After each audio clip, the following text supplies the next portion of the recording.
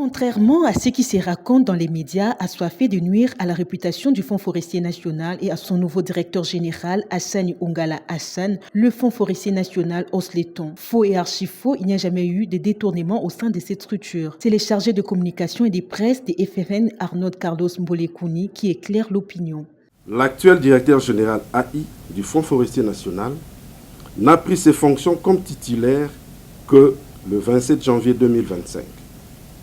Sa gestion est encadrée depuis le 7 mars 2025 par une équipe des inspecteurs des finances de l'Inspection générale des finances qui est en mission officielle des contrôles a priori pour 3 mois.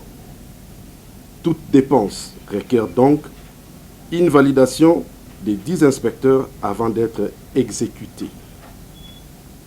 À l'heure actuelle, parler du détournement des fonds au Fonds forestier national est une véritable chimère.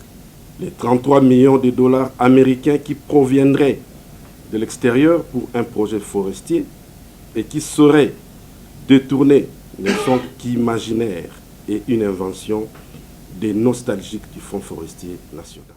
Arnaud Carlos Mbolekouni précise par ailleurs que le contrôle de la Cour des comptes ne concerne que la période allant de 2021 à 2024, alors que le directeur général Hassani Ongala Hassan n'avait pas encore pris ses fonctions.